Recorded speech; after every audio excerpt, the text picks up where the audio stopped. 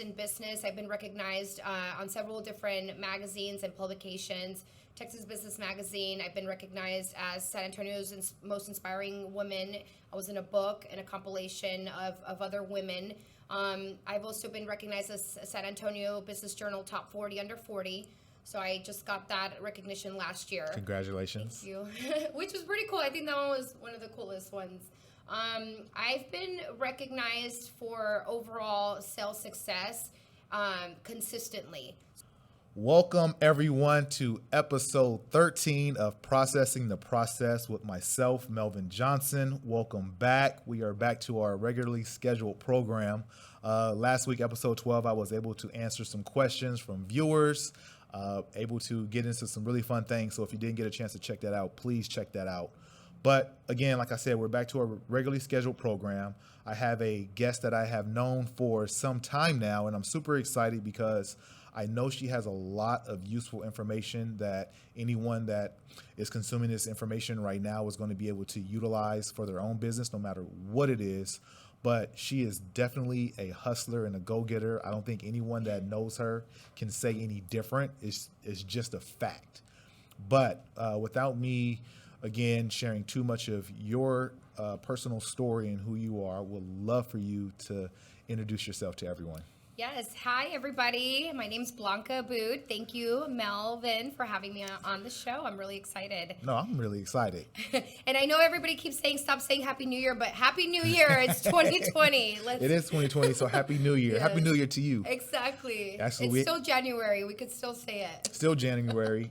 We had a chance to talk a little bit of shop and business before we actually turned the cameras and the mics on, but I didn't want to get too far into everything we're going to talk about today because I want it to be fresh, and I want it, at least my response, to be super fresh and kind of bounce off of one another. But how I like to start the show, Blanca, I would love for you just to give us a little bit of information about who you are, where you grew up, how you were as a kid, are you the only child, a little bit about the origin story of Blanca.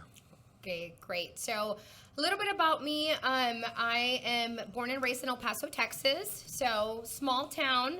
And I'm a first-generation U.S. citizen. My parents are immigrants. They're both immigrated from Mexico. I'm actually Mexican and Lebanese. Okay. So a little bit about my last name. It is Abbud, and it kind of throws people off because they're like, okay, we don't know what that is.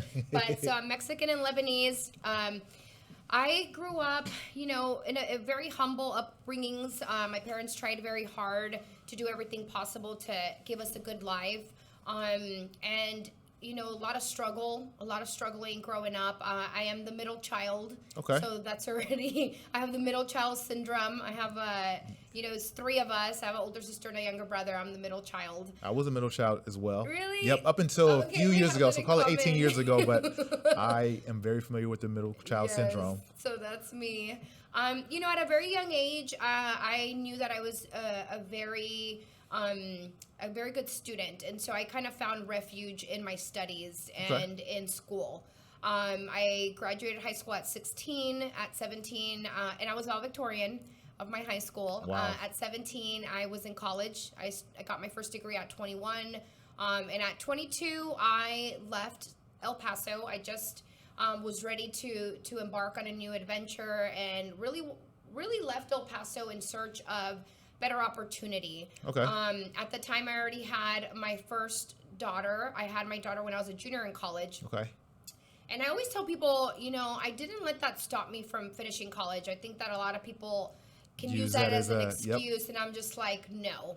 I went to school in the day. I worked nights and weekends, and I studied late at night, so it can be done. Kept going. Yes. 100% it can happen. But that was so you didn't leave El Paso until you were out of school, out of college. You were 21, 22? I already had my degree. I was 22. And I actually, out of college, I started selling cars. So I sold cars for 4 years. Wow. And And I was like, okay, I have a degree and I'm selling cars, which is a good job and it's well paid, but it's a lot of hours. For people that don't know, it's a very grueling job. It's a very hard job. It's 10 to 12 hour days, really not working, not being able to see your family, working holidays. It's a tough business. My dad sold cars for many years, so I'm very familiar with the work hours and the schedule and that lifestyle, which can be a very rewarding lifestyle. Yes. Kind of like in the sales that we're in now, where the one who works the hardest is going to be able to bear the most fruit, so to speak. Exactly. Wow. So let me ask you this, because I'm starting to hear, which I didn't know already. I didn't know all the information that you just gave me. So thank you so much for sharing. But starting in sales, were you always a seller? Were you always the type that just wanted to talk to people and have a career in that? Like, how did car sales go and get into it? Yeah. So I've always been a salesperson since I was 16. My first job, I sold clothes on commission. I worked at a clothing store that sold on commission. And so at a very young age, I was making good money. Oh, that was the first taste of blood, right? The commission check came in. You was like, oh yeah, this is it. And I'm naturally gifted in sales. So it was never a question of, is this supposed to be my career? Am I supposed to be in sales? No, I knew this is it. Like, this is what I'm good at. I'm naturally good at starting conversations with people and getting them interested. And I sold clothes, so I really sold mostly of the clothes that I would wear. Yeah. I would sell it literally like selling the shirt off my back. Yeah. But it sounds like, at least from your first job selling clothes, you were selling something that you liked, which I'm assuming is going to make it a lot easier for you to make that connection with your customers and prospects that you're meeting with. Yeah, I think so. But I mean, I just have a passion. And when you are passionate about what you do, people see it. Yep. And when you're excited and you're at work and people see that, they're automatically going to gravitate towards you. So that was my first. And I've always been recognized from my first job. I was MVP in sales. I was promoted within the first month of working at the company. I was promoted. I was given a raise. I was MVP in sales. And so I, from a very, very early age, knew that was going to be my career, and that's what I wanted to do. No surprise. So being that you're a middle child, is there anyone else in your family with the same characteristics as you, as far as seller, out there, want to talk to people, or was that just Blanca? Like, that was just with your personality?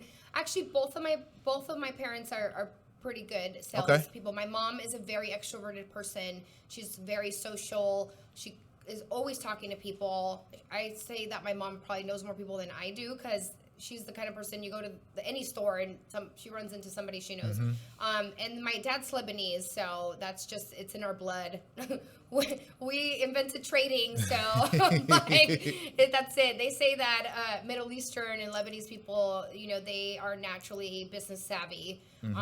So my dad has always been in sales. He's owned his own businesses, and he bought wholesale and traded and did all kinds of things. So wow, that's awesome. So and that's why I wanted to get there, because I think there's something to be said for individuals that grew up, at least maybe in an entrepreneur household, where they saw someone making it happen, making it for themselves, owned a business, or just had the job title that allowed them to be an entrepreneur. So you was able to see that, and I'm assuming you were able to apply that once you started to enter the workforce. Yeah, my dad was an entrepreneur the whole time. He had his accounting degree, but he didn't. He taught at a school, at a college, but he didn't do that for a long time, and he was an entrepreneur for as long as I can remember. So. Wow. So, went from sales to sales to sales. Yes. From starting at clothes to vehicles and cars. And the way that I know you is we work together in PEO. For those who don't know, that's a professional employer organization, where we kind of bundle together payroll, HR, employee benefit, works comp, and whatnot in a nice little bow solution for business owners. Yep. So you were in the San Antonio market. I was in the Houston market. Obviously, through sales contests and events is where we actually was able to obviously form a friendship as co-workers. But I think anyone that's ever worked with you, or anyone's listening now, can tell you're a go-getter. You're going to go get it. Yes. That's just flat out. So now you're still in this industry now. Yes, I'm in my 8th year. Awesome. And you're killing it. And please let everyone know kind of the successes that you had, so that they understand that they're talking to someone that's done it, someone that's had success, and someone that is continuing to have success. Because I really want to talk into and get into how you're able to gain the success that you have. And that's what I really want to pick at. But please, before I tell everyone all of your successes, please share that with us. Brag a little bit. Sure. Okay. Well, that's easy. Well, PEO is a very hard sale for some people that don't know about that industry. It's probably one of the hardest sales that you will encounter. I would agree. Yes, and a lot of people come from other industries or have a lot of sales experience and they don't make it in PEO because it's such a hard sale. Mm-hmm. So making it in PEO, initially day one, I sold my first deal in 2 weeks. Mm-hmm. Never sold PEO in my life. I was like, okay, I'm gonna do this. This is it. Mm-hmm. Some of my successes in the industry is I'm a multi President's Club winner. So I won President's Club 5 times in a row. Hoping to make President's Club again this year. And I know you're going to do it. I've been recognized in business. I've been recognized on several different magazines and publications. Texas Business Magazine. I've been recognized as San Antonio's most inspiring woman. I was in a book and a compilation of other women. I've also been recognized as San Antonio Business Journal Top 40 Under 40. So I just got that recognition last year. Congratulations. Thank you. Which was pretty cool. I think that one was one of the coolest ones. I've been recognized for overall sales success consistently. So I feel like a lot of people maybe have one good year or they get one year that's really, really good, and then maybe the next couple years are not that good. But I like to say that I'm a consistent producer. Very consistent. Yes. And thank you so much for setting the stage for anyone that was, okay, who is she? What does she do? Why is she here? Now I think from the laundry list that you just briefly put in front of us was, okay, she's the real deal. So consistency, I think, is one of the common things that I've been saying about processing the process and breaking down why someone is successful. And you've been very consistent throughout your career, at least as long as I've known you, which has been probably 6-7 years now. Like, what are you doing on a day-to-day basis, week-to-week basis, month-to-month basis that is allowing you to have the success that you're having across the board? Because I think that anyone that knows you, and I'm letting the cat out the bag, and all your information is going to be in the show notes. So please follow her and find her. But, we talk on the phone and people say like you're LinkedIn famous in San Antonio because you're really doing your thing there. But please, like, what are some of the things that that you've been doing consistently from day one since you sold your first deal within the first 2 weeks? What are some things that you're doing that are unique?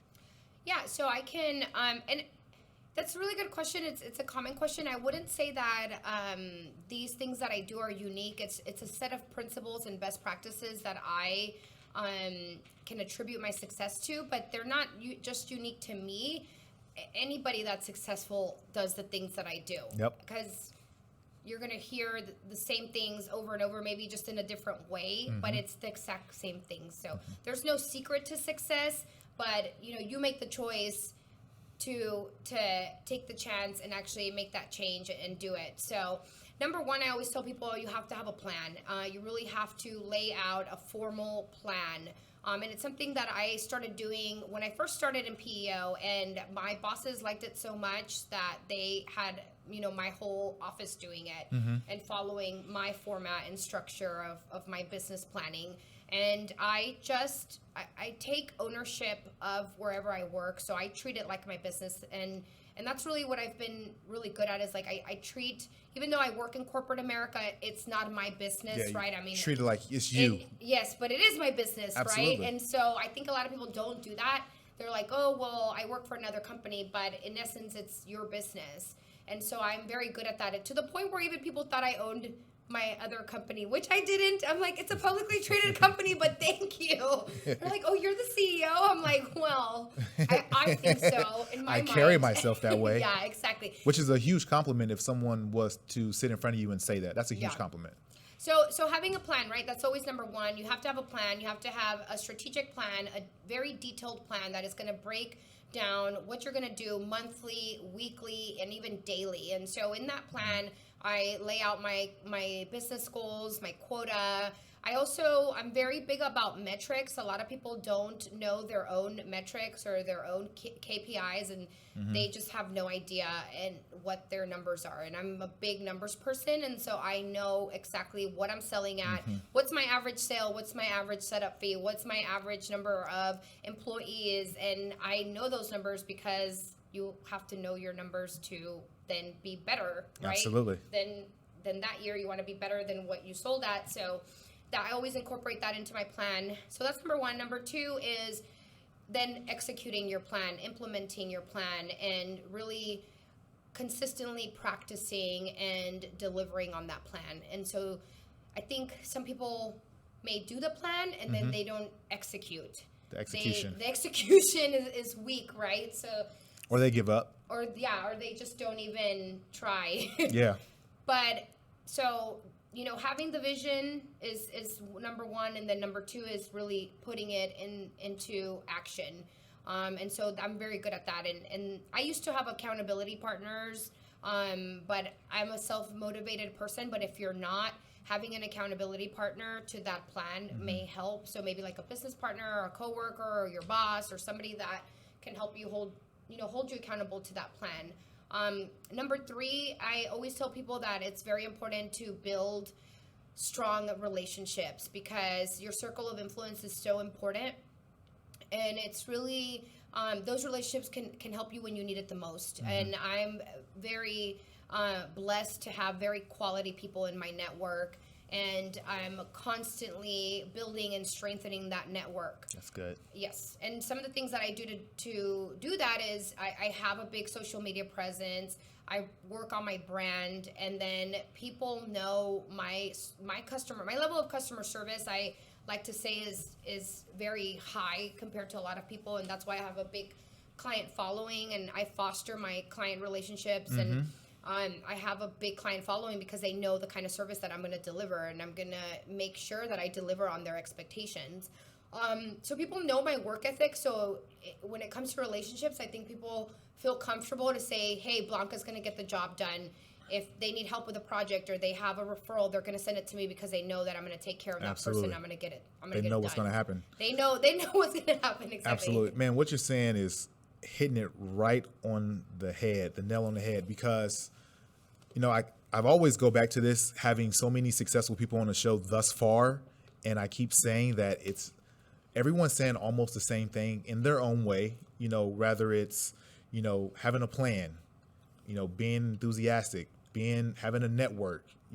I had a few people on, like Ronnie. He was working at 24-Hour Fitness. He was the first person I had on the podcast, and he's working the front desk at a gym where all you do is scan badges, but he made it a point to make a connection, meet somebody. Like, he went to work with a purpose, the same way that you make a plan and you go to work with a purpose.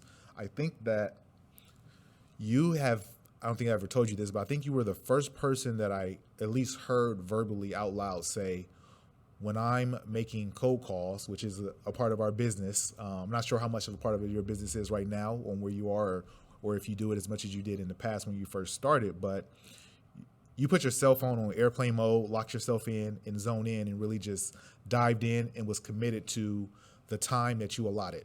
Oh, I was like, what part did I say? Right? Are you like, what is he about to bring up? I don't remember. Say a lot of things right? about cold calling. You definitely say a lot of things, but that was, I've had done it before when you said it, but you were the first one that actually verbally said it and was able to drop those jewels, if you will, to other producers that were on the same level. Just things that you do that is just a part of your just part of your process. So on a sales aspect, I still cold call. Luckily, 75 to 80% of my business right now is coming from referrals, so I'm very blessed. And a lot of my business is coming from my social media platform. So I have a lot of people reaching out to me. I actually closed my first 2 deals in Oregon. Congrats. So wow, you're all the way in Oregon. I'm all the way in Oregon. So I'm nationwide. Absolutely. Awesome. And I wouldn't have been able to do that without my LinkedIn presence and what I'm doing on my social media. So you're doing some great things, and we talked about it. I mentioned it just now, but you have a very strong presence on LinkedIn, something that I'm trying to get better at. I think that, and I'm curious from your opinion, obviously you've adapted to social media very quickly and learned how to use it the best way that you can and what works for you. When did you feel like hey, I need to tap into this resource of social media? When did that click for you? I don't know if I remember the exact moment. I know that I'm an innovative person. I'm a very creative person, and I'm a very vocal person. So I used my social media platforms to vocalize certain things and, put different thoughts out there and created conversation. And so that started going really well and gained some attention. And then I met with a friend, and he was like, you really need to start using your image more. I met with a couple people. I have a photographer that I've used for years, and he said, you really need to start working on your brand. And that stood out to me, and I was like, what do you mean? I was like, what do you mean work on my brand? And I mean, this was like 10 years ago, and he's like, no, this is what it means. This is what branding means. This is, people need to know when they hear your name, they need to be able to associate that with certain things and what your name means. Yes. And so I was like, oh my gosh, and it was like so eye-opening, right? And so I said, okay. And so ever since then, I started working on that brand. So it's through my network and through my relationships, people that I know in the industry and that are out there in the marketing industry and the PR industry that really started pointing that out to me. And they were like, hey, like, you've had a lot of success. Why not start branding yourself? And I was like, oh, okay. Yeah. I think I could do that. Which is definitely another name for your reputation. People can see the material that you put out and active. Do you think that, in your opinion, every salesperson should do what you're doing or follow that model as far as promoting themselves and putting themselves out there on whatever platform that is? Yeah, I actually teach a social media class. It's part of... Damn, like you do everything. What don't you do? I teach a lot of classes I actually have developed, and it's in the process. My business partner knows about it, but not a lot of people know about it. But I am launching... Wait, is this an exclusive? It is exclusive. This is an exclusive? I am launching an online sales school, and it's called Boss Sales Training, Blanca's Overall Sales Secrets. Okay. So in that online school, I have different classes, and I basically just teach people what I do. Okay. And one of the classes is my social media strategy and what I do on social media. I think it's great that everybody has a social media presence, but they have to customize it and tailor it to themselves. Correct. Like, they can't just go and be like, oh, this person's doing this, so now I'm going to go do that. Yep. Yeah. Like, you really have to, you still have to be yourself, and your own identity and image has to shine through and what you're passionate about. So it can't be what somebody else is doing, because what somebody else is doing, it may not work for you, or it may look fake. It might come across fake, right? So you still have to make it your own. And I teach people how to do that. And whether you're going to be a expert in a certain area or a certain industry, or you're going to specialize in a certain category of business. Like, I like to say that I specialize in healthcare strategy, and my master's degree is I have a concentration in healthcare administration. Okay. So I like to say, okay, well, I'm going to specialize in that, and I sought that out as my specialty. And so now people can say, well, if you need employee benefits or you need help developing your package, they're going to come to me because they know that's my specialty, right? So, you have to develop your own thing. And as you grow in your career, I think your career itself will let you know where to go with that. Absolutely. You kind of have to follow that, right? So when will this workbook, this course be available for people to consume and download, or whatever the platform is? It's going to be either subscription based, okay, or you can pay per course. And my target date is June of this year. Hopefully sooner, but it is almost done. It's taken a lot of work. I imagine nothing comes easy. That's good. Yes. As my trainers say, everybody wants the glory, but they don't want the story. Right. And your story is, at least for this small portion, is getting that to this point. I'm not sure how long you've been working on it, but I can only imagine how many hours it took for you to dissect each little thing that you contribute to. Exactly. Wow. I'm definitely, as that. Maybe I can come back when I launch it. Please do. Okay. You can definitely come back. Cool. Wow. So what else is going on in your world, and things that you can contribute to some of the successes that you've experienced over the years? Yeah, so I just recently did a keynote speech, and I was telling people about positive self-talk and positive affirmation. And I feel like a lot of people may fall into like some negative talk, or they don't even realize like how poorly they talk to themselves, and how bad, and all of that, it feeds your subconscious mind. And it's so important to really speak positive to yourself, because if you start talking negative, you know, and feeding that to your subconscious mind, then you're not going to perform well. You're not going to, you know, be passionate about what you're doing. And so it's so important for people to speak positive affirmations, to talk to themselves in a positive way, and really speak their goals into existence. You know, Absolutely. I always, before I became successful, or, you know, had the successes that I had, I always spoke to that into fruition. Like I always say, I'm going to do this, and I'm going to be the best, and I'm going to be a boss, and I'm worth it. I'm strong. I'm going to overcome, and I'm going to, you know, I'm going to achieve my goals. And so I already knew, like, it just, the world didn't know yet, but I knew. You knew. I knew. Well, that's usually the first step. You hear so many successful people like yourself, whether it's individuals that we know or we don't know, but successful people always have a plan, and they believe in themselves before anybody else believe in them. Yes, like, you have to believe in yourself, because have to. Yeah, you're the most important person in your plan. So I couldn't agree more. You're the main character. You are the main character, and only you know you. You know what you're capable of, and it sounds like you're super honest with yourself. You know what you're capable of, and you know, again, I think anybody would know that you would run through a brick wall for not only your family but for your clients. Like, you would go above and beyond, and that's probably just one piece of the reason why you're successful, is because your name is Blanca, and you want everybody to know what that means, that comes in contact with you. And when your name is being spoken in rooms that you're not in, you want that to be a positive experience that they're hearing about. Definitely. Yes. I couldn't agree more. Well, you know, I really do appreciate you spending a little bit of time out of your day. I appreciate you sharing a little bit of your story, and I hope everyone that is consuming this can pick up just a little bit of the information that you're dropping, because even just those 3 points were fantastic.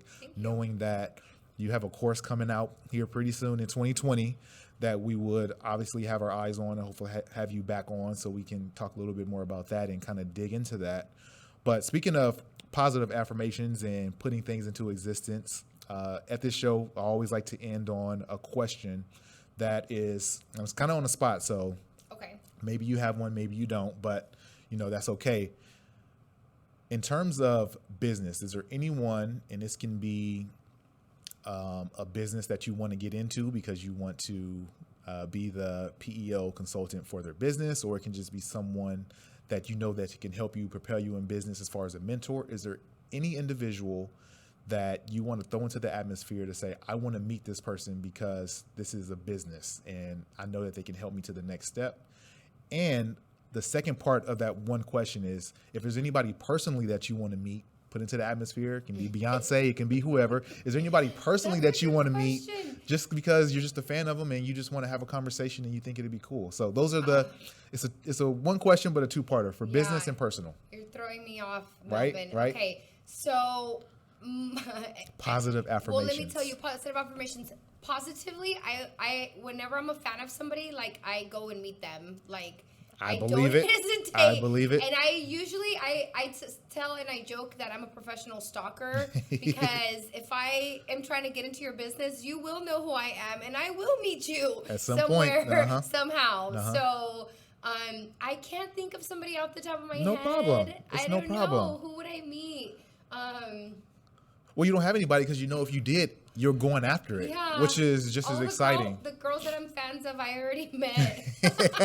I'm like, we already know them. No problem. But I will have a better answer next time when I come back. Next time we'll have a better answer. But, you know, nonetheless, I definitely appreciate you so much for stopping by. Again, telling your story. I hope everyone that's listening can follow you. And please let everyone know, where can they follow you? Where can they kind of, if they have a question for you, or if they have a business that they want to call you because you feel like you might have the answer, how could they reach you? Yeah, definitely. So obviously my main page is my LinkedIn page, and it's Blanca Abbud, MBA. So that's the main page where I post a lot of industry relevant topics, articles. A lot of my marketing goes into that page. And then I have a Facebook business page, which is also Blanca Abbud, MBA. And then I also have a LinkedIn page as well. So you can follow me on Facebook, Instagram, and LinkedIn on my business pages. And I check my messages pretty frequently, so you can direct message me if you have a question. And I actually answer it myself. Like a lot of people I'm so glad to hear that. Surprised that I answer, but I do answer all my messages, guys. So I will look at it if you do message me. Well, you heard it. If you message her, she will get back to you. She will answer your questions. If you do, please let her know that you heard her here on the show at Processing the Process. But again, everything will be linked into the show notes. So if you didn't catch that, just scroll down. You'll be able to click it and check her out and see everything that she has going on. But nonetheless, Blanca, thank you so much for joining us here. I appreciate you so much. I look forward to all the possibilities that are coming up for 2020 for you. Yes, it's going to be a great year. Absolutely. Thank you. Thank you. Finished, done. Wasn't too bad, right? No, it was good. That was